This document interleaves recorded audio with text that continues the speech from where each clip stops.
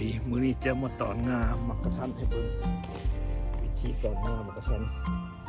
ก่อนหมดตัดงานี่ออกก่อนน้อยเลย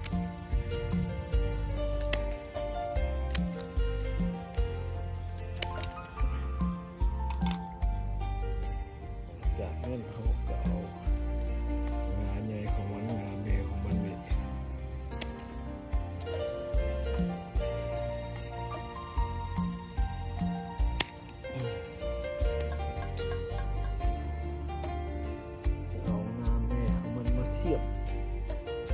ว่ามันซ้ำกันบ่ซ้ำกับตัวลุงว่า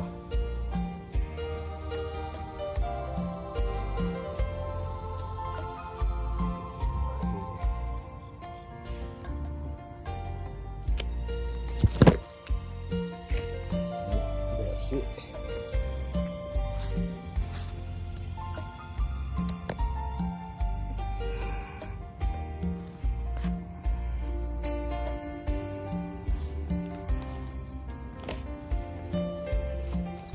จากนั้นมาเขาก็เอาตัวนี้มาตัดเข้าไป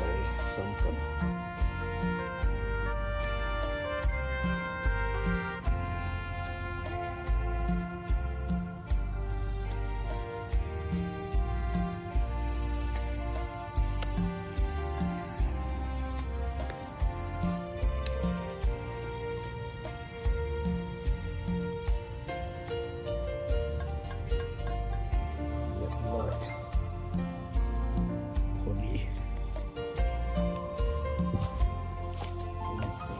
เรื่องก็เอาเทปมาเขียน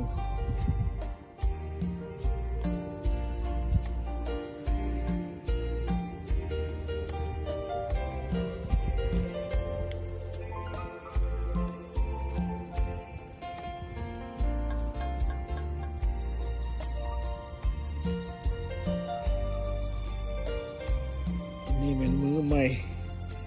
กำลังเหียง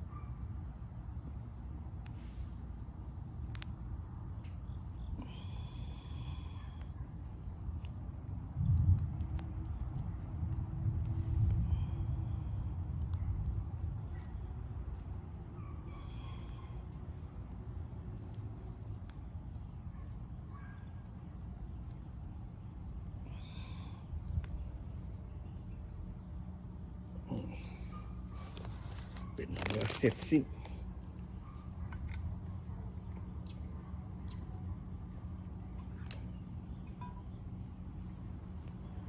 ต้องได้เอาน้ำยานี่ใส่เขาเอิ้นน้ำยาเชี่ยวป้องกันบ่ให้อายน้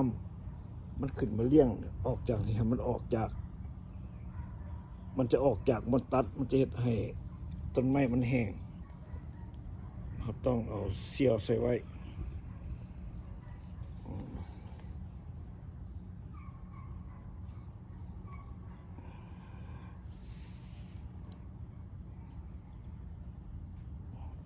เดี๋ยวสิเดี๋ยวทาเบิ้ง